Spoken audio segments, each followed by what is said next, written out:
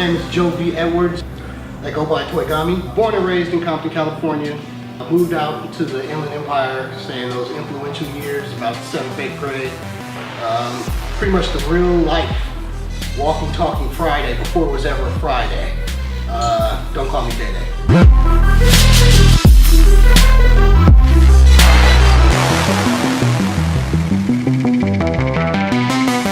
You know, it was about 10 years ago. I've been doing Toygami for a decade. It was a regular Saturday morning, but we couldn't go outside that day because it was raining. So, you know, that really meant it was going to be an inside day of crafting for her and I.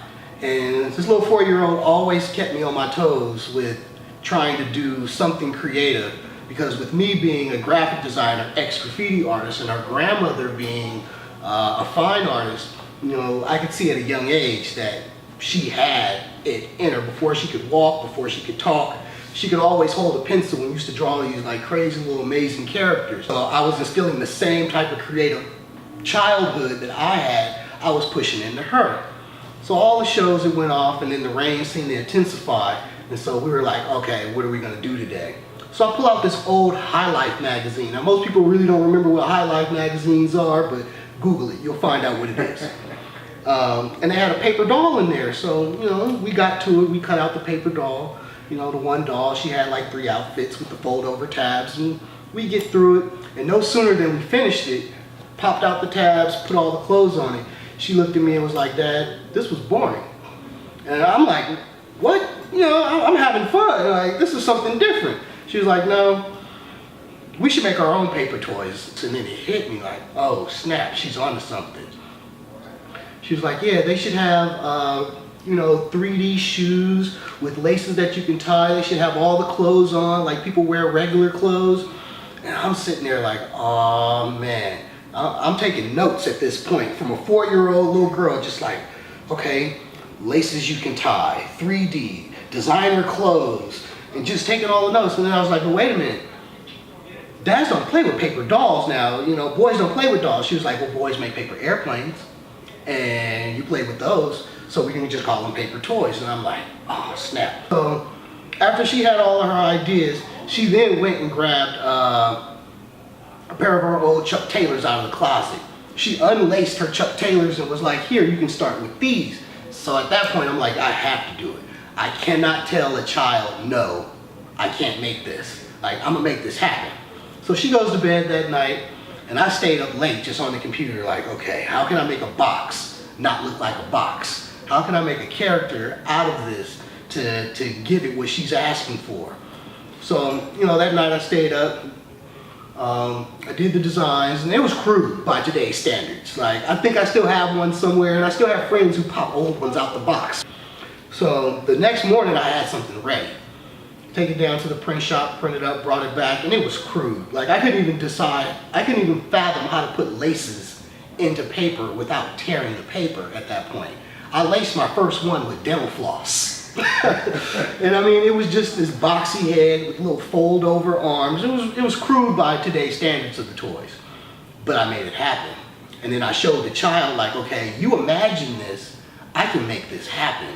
And with each idea she had from that point on, it pushed the standards of my folding skill set.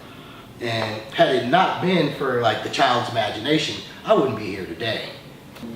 Coming from Compton, I was a black skater. When black skaters weren't even relevant in culture. And then we moved out to Rancho, and there still wasn't black skaters out here. But I ended up linking up with the graffiti community because of skateboarding. The skateboard culture in itself is a hodgepodge of everything. No matter what your social status is, no matter what your economic status is, the skateboard culture is a hotbed for people to meet. Music-wise, I was listening to heavy metal. You know, I was really getting cultured out here in the Inland Empire with all these different folks I was running into because of the skate culture. So I started doing graffiti, and it took that one time I got popped doing graffiti in the train yards, you know, down in San Bernardino, where moms was like, you can't do this no more. You gotta stop doing your art on walls and on stuff. You better keep your stuff strictly to paper. And that's when the page kind of, pardon the pun, that's when the page kind of turned for me. Like, okay, I don't want to go to jail no more because they're handing out felony time for things like this. I better keep it on paper. And that's what forced me to go to school for graphic design, graphic communication. It's crazy. I had an epiphany, I say about a month ago, as to why I am in the position I'm in.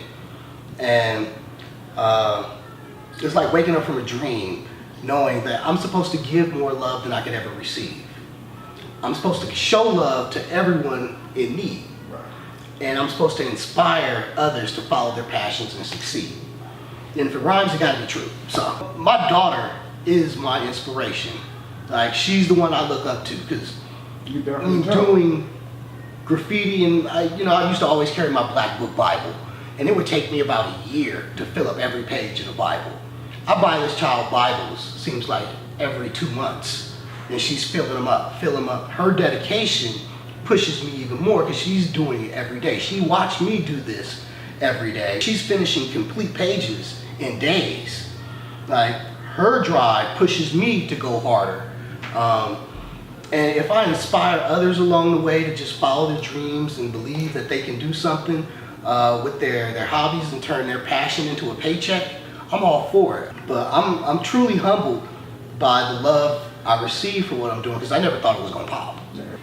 Each build is different. I can do a sneakerhead, and depending on the shoe, I'm saying it take me anywhere from maybe a day to a week. And that's because sometimes of the research I have to do to put a sneakerhead together. Everyone will show you pictures of the shoes. No one shows you a picture of the tread on the bottom of the shoes. No one takes pictures of the box that the shoes come in. It's always, I'll just show you the shoe, you go out and copy. So then I'm running around searching for, okay, what does the box look like? I have to go through so many posts or so many images. I'm thankful for Chamber of Souls, because they can get the shoes for me, and then I can get pictures of the tread. I can get quality pictures of the shoes, and I know what the box looks like, so I can reverse engineer everything. So it could go anywhere from a week, a day to a week on design time. Fold time for one of these, I've got it down to a science, since I've been folding them for so many years. I can fold up one of these in maybe about 30 minutes, 45 minutes if I'm watching a show. Some of the other ones where I'm doing the larger toys, we're counting folds. How many folds, how many tabs, how many glue points. Those can take up to an hour to 2 hours to put together, some of the larger projects.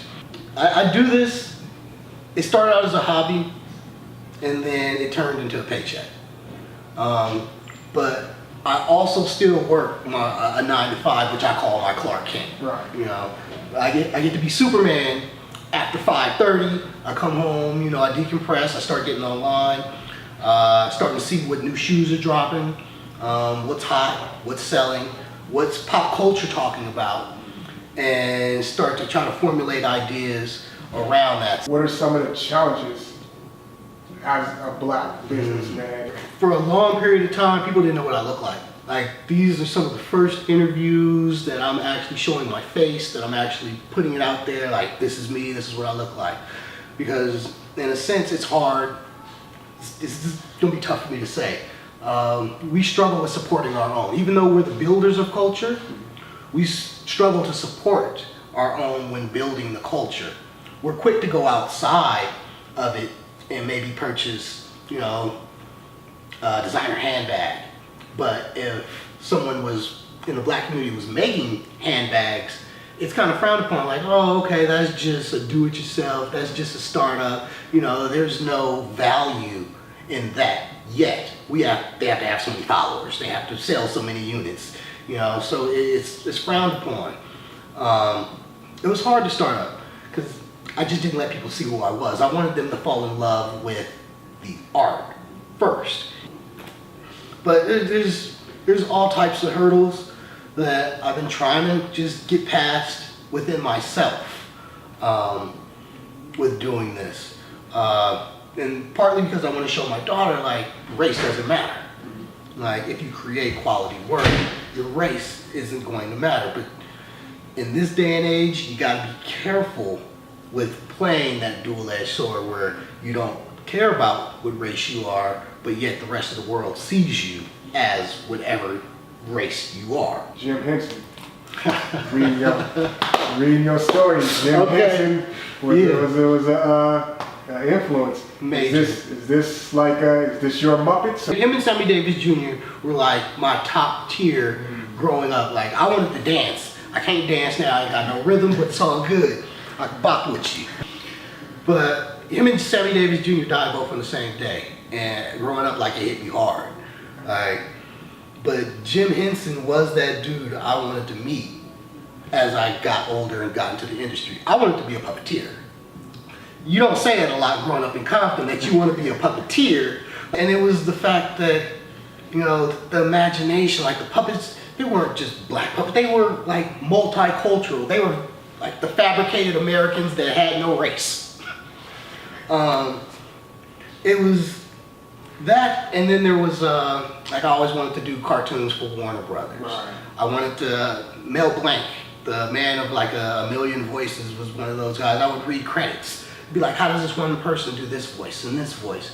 And just to see the range of talent that, you know, inspired me growing up was from your Warner Brothers, your Jim Hensons, your Sammy Davis Jr.'s, your Bob Ross. I grew up a lot on Bob Ross. Like every Happy Trees, like this dude is amazing. You give him 30 minutes and you got something beautiful.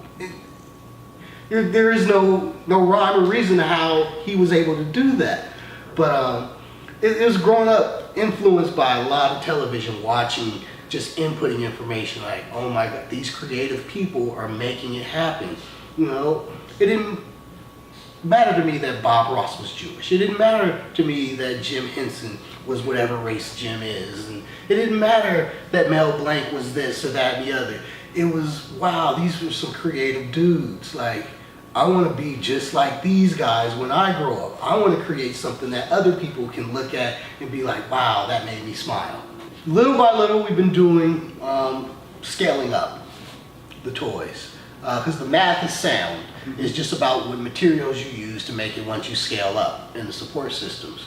I recently am working on a project with GLK, Glamorous Living Kids, where we're taking a small foldable I did for them a few years back. I've updated it with the new shoes, new folds, and so on. We're scaling it up to about 3 to 4 feet for an up-and-coming show in downtown Pomona, second Saturday next month. Then we've just completed a package design project for this company in Canada, where they sent me their package design for shirts for them to use for trade shows. We're still looking to go bigger.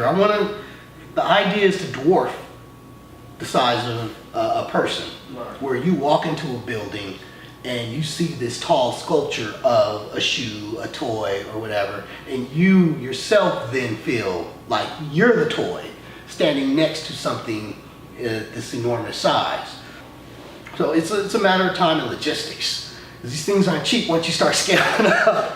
Like, the bigger I get, the more it costs me, you know, for the printing, the supplies, and so on and so forth. So I'm trying to pull in these other companies like your Nikes, your Adidas, your Timberlands, to be able to scale these things up and use them as displays for the sneaker windows at your Foot Locker, your Champ Sports. Outside of Toygami, is there anything that you're working on, maybe like a side project that has nothing to do with folded toys? Or I'm trying to put an art show together, hopefully by December. I'm looking to shoot for that, and trying to do, every year I do an art show for myself. My birthday time is December. I'll do an art show in downtown Pomona. And it's my birthday party / everyone comes out, have a good time, and I try to show off something new beyond just the toys, because people have been seeing those throughout the year. So it'll be a collection of toys, artwork, digital art. If I can get back into it, I'll try to do some graffiti again, do some paintings on some canvas. But try to make it a fun atmosphere for everybody to come out and have a good time. what advice could you give to an untapped artist, someone who's in your position 10, 5 years ago or so? Okay, I'm gonna put myself in this position. If I could talk to my prior self 5 years, 10 years ago, what would I say? Don't give up. 3, 2, 1.